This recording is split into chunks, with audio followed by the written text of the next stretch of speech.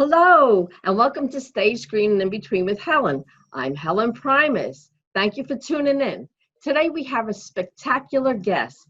He's about to have a brand new movie open called The Fifth Borough, and we have Steve Stanulis with us. He's a wonderful actor, a director, and a producer. Steve, thank you so much for coming today. Thank you for having me. Super excited to be here, Helen. And I'm super excited about this new film. And I can't believe it's 3 days away. So we're getting primed up.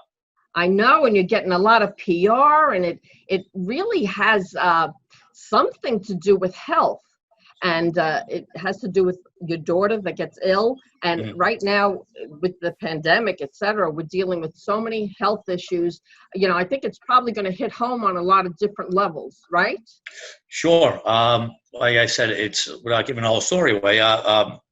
First of all, you throw us a lemon, we make lemonade. So this whole unfortunate COVID-19 has really, kind of really hurt and shut everything down, unfortunately.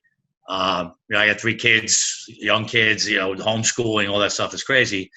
But for this particular film, the synergy's been right because of COVID-19. The film has been getting so much press, you would think we were the Avengers. Because, again, everybody's looking for new content. Right. And we would probably get usually, if it was business as usual, we would probably get a quarter of the press we're getting. But, I mean, we're doing Good Morning America, Good Day New York, Wendy Williams, Extra, Access Hollywood.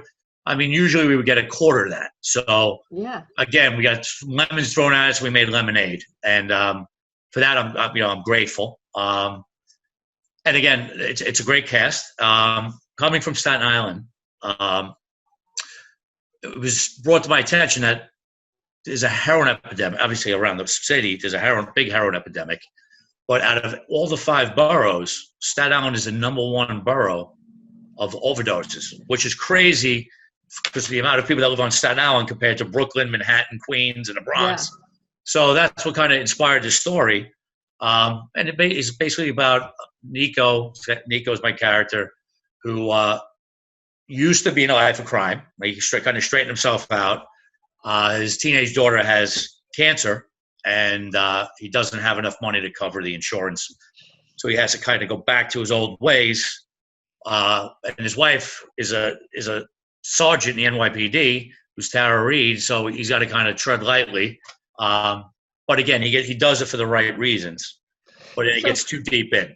Yeah, so let's go back a minute and give people your background, because you were affiliated with NYPD, correct?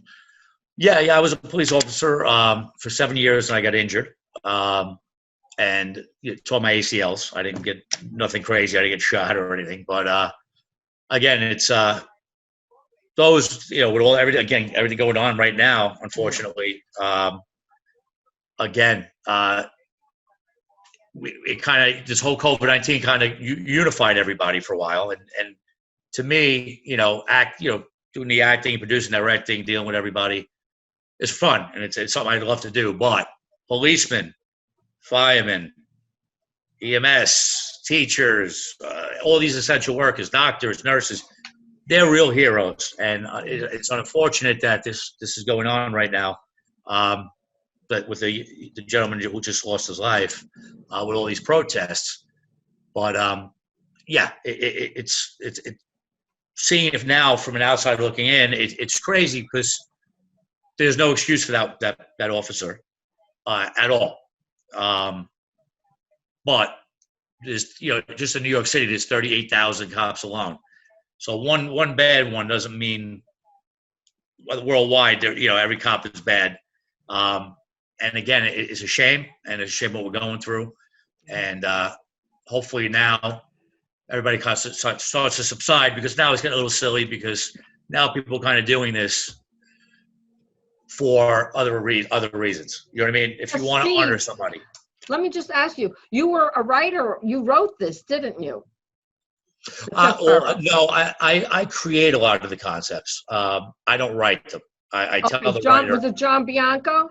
John Bianco wrote it. And then I gave the concept that he would do it. And then basically, I'd go back and say, hey, let's change this, let's do this, whatever. But yeah, John had written that one, and he did a great job. And that's probably the third script we've done together. Oh, so now how long ago did you get this together? When did you finish filming this? Well, Fifth Borough originally was made as a series. That was going to NBC. And that was the only time I ever pre-celebrated something before it happened. And if anybody is not familiar with a network, it's like a casino. There's not one person that makes the final decision. So when I was ready to sign the contract, in the 11th hour, they found out it was too close to Shades of Blue, which was the big show at the time with J-Lo and Ray Liotta. So they nixed it. And then one of the people from NBC went over to Netflix, reached out to me and said, hey, you still have the Fifth Borough available? And I said, yeah. And he's like, we'd love to have you do it. And that's how it got reconnected. So originally it was done in 2016, but we shot it back in 2018. Oh, okay. So how was it working with Tara Reid? Because she's a well-known actress. Well, the whole cast. I mean, I want to talk about Tara too, but we have James Russo is in it, who's a legend. Al Sapienza, who's phenomenal. Yes. He's has a phenomenal career. Lilo Brancato, from Bronx Tale. It goes on and on. Constantine Maroulis from American Idol. Federico Castelluccio. Audrey Landers, Sean Young. Wow. Great cast. Yeah, it goes on and on and on. I'm sorry if I'm leaving anybody out, but everybody did an amazing job. Vincent Young. But Tara was a blast. I mean, Tara and I, it was funny, and it wasn't set up that way. The first scene of the film, there was an incident on her way in where she had got thrown off the plane. Because she wanted her dog, and there was a whole I heard about that. Yeah, so that was the day coming to set. So first of all, I didn't even know if she was going to make it. And she was a trooper, and she did. And our first scene, coincidentally enough, was a love scene. So we just shook hands, nice to meet you, and next thing you know, we were laying in bed having a love scene. But the cool thing about that was it kind of broke the ice, and the chemistry between us for the rest of the film was phenomenal. And she's one of my dearest friends today. I mean, if I go to LA, I'll crash there, or if she comes here, we always make sure we meet. So Tara's awesome. She did a phenomenal job. Right. It was something that was way out of the box for what she's done before in her career, playing an NYPD sergeant, and she did a phenomenal job. I can't say enough about Tara Reid. That's wonderful. Now, when you were in the process of making this, did you have script changes, and did it change direction, or were you pretty focused on where you wanted to go with this? Yeah, it was interesting because obviously when we had wrote it originally, it was a TV show. So we have 13 episodes with storylines that have to get developed over 13 episodes.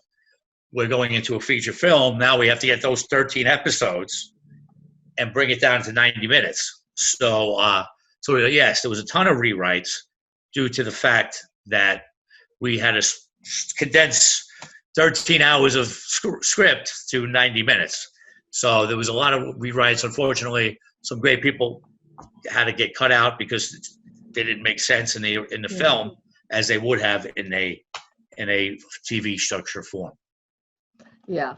So now, what does your family think about you being an actor? And it must have been difficult for you too, because weren't you director too and actor in this? Yeah. Yes. Again, unfortunately, sometimes when you're doing films under $1 million, it's this thing. The three biggest sometimes salaries go to the main producer, the director, and one of the lead actors. So we figured if I could tackle all three, it would be easier, and obviously we could put the budget other places. Also, I'm from Staten Island. The crew were all phenomenal. They're all East Coast guys. So my crew of guys in the film, it felt like we were together forever. So they made my job easy, and my DP